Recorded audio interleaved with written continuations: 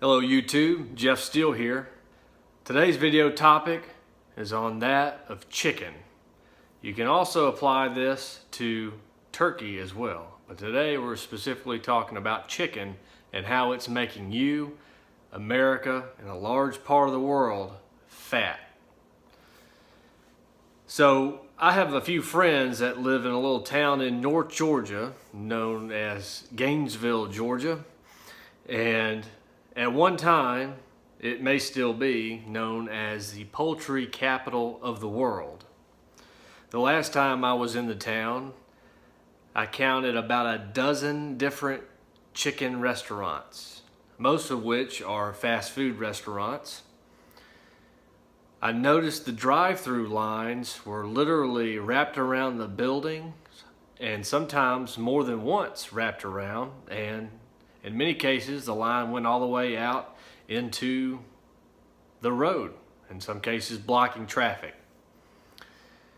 And I've been studying this topic for some time, and I truly believe there is a correlation between the increase in consumption of chicken and obesity and the rate of individuals being overweight worldwide. Most especially in America, where chicken is most readily available. It seems to me that the majority of fast food restaurants, and also many fast casual type restaurants, they really specialize in chicken these days. In a large part, chicken is becoming increasingly more and more affordable, less expensive to purchased from wholesalers, suppliers, and those savings are passed on to the consumers. I in no way, shape, or form denying the taste of chicken. Chicken is absolutely delicious. I ate it for many years myself before I became educated on the topic. I think the biggest reason people are addicted to it today is not only is it delicious and tasty, juicy in many cases, it's fast, it's convenient, and it's extremely inexpensive. One can run through a drive-through and get a delicious, juicy, moist, large chicken biscuit for 99 cents in the majority of cases. So there are many reasons it's appealing, mostly because of the taste and the convenience of it. However, I would argue if we all knew what it's truly doing to our health, our weight, and many other things, we would overlook all of these things combined without any question or concern. The issue also is a lot of folks today are educated on what they should and should not eat. However, they're making the choice to eat the bad things anyways, knowing because obesity, overweight, and as they call the new dad bod, that is the new normal. So if you're normal, it's not a bad thing. It's almost as if you're in good shape, it's sort of intimidating, and people look at that as it being not normal. And I think the greatest reason that chicken has become unhealthy is the fact that they have learned to mass produce chicken on a grand scale, bringing it to market super fast. From the time a chicken is hatched out of the egg to the time it goes in for butchering into the processing plants is normally around 2 weeks from what I understand. A lot of that has to do with the hormones, the antibiotics, mainly the hormones that grow these chickens that fast. I have heard stories that some chickens become so fat right before they go to the processing plant that they're unable to use their own legs to walk. In some cases, their legs literally break when they try to walk, and sometimes the chickens, they don't walk at all. They just go from the egg and just blow up in 2 weeks, and they just go right to the cage.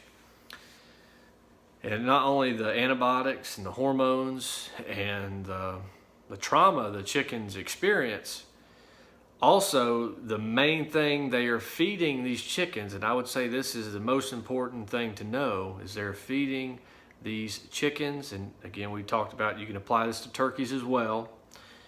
They're feeding them GMO corn and soy, all of which are loaded with phyto and xenoestrogens and various other pesticides and herbicides. It is really a placeholder, basically, in the chicken or turkey's digestive tract. There's no real beneficial nutrients in the feed. Basically, the feed is simply, and I have seen this advertised by feeding companies, feed is fortified for profit. I have seen that as a feeding company's slogan. It's all in the name of profit. The only thing that the chicken is benefiting is the people who own the chicken farms. I have family members who own chicken houses and other types of farm operations in and around the chicken industry. So I have credibility in this topic, so I can speak. There is vast amounts of money to be made in chicken operations. However, just looking at the feed they are feeding the chickens that is loaded with phyto and xenoestrogens, you might as well take a shot of actual estrogen hormones and start injecting it in your body every time you eat chicken. That is how potent it is. That is why we are seeing a large part of the gastro in males where they are growing breasts when they don't want to be growing breasts. Has a great deal to do with it. Another issue with the majority of chicken that is sold, a lot of which is fried. The grilled chicken, of course, gets it's a little bit better, but there's other things they cook in that as well. But let's look at fried, which is the majority of chicken. The cooking oils they are using is absolutely awful. Our bodies cannot process those oils. They are extremely destructive for a variety of reasons to our health. But just a few of the reasons I believe chicken is, there's a striking correlation between obesity, being overweight, and the increasing consumption of chicken, primarily in America, but also worldwide. I will challenge you to cut chicken and turkey out of your diet and see if you do not see a huge difference physically, feel a difference mentally, in regards to your endocrine system, your hormones. See if you don't feel better. I can assure you that you will be a little softer, a little less aggressive, and physically and mentally when you consume chicken. There's no doubt about it. Try cutting that and turkey out of your diet. Do I eat meat? Absolutely. Am I saying I'm a vegan or vegetarian? Absolutely not. This is not for a sentimental reason that I feel sorry for the chickens and their environment. Absolutely not. But the problem is what it's doing to our bodies when we're consuming it. Now, is there any exceptions to this? Absolutely. The chickens that your great-grandparents raised and slaughtered, those chickens were okay. Those chickens ran free in natural pastures and forests and foraged on natural foods and grains and grasses and seeds and such. And they were grabbed up, butchered that day, thrown in the boiler. That was a completely different environment. In that situation, you have seen that chicken's life from start to finish. You've watched what they have consumed. You've been able to control all measures of their life. I think that is the only exception for you to eat chicken or turkey.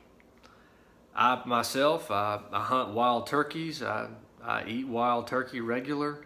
They're absolutely delicious. I had somebody mention to me the other day that, turkey is so dry and awful and bland. And I said, well, obviously you never had a wild turkey because you would absolutely not say that. So there are small exceptions, but most of us do not have access to such means of a wild turkey or a truly wild, free-range chicken, even if marketers advertise as such. How do you truly know they're telling the truth? Unless you go to the farm and see the process yourself. That is a very slim chance of that being so. What meats should you eat? What meats do I eat? Well, I'll tell you.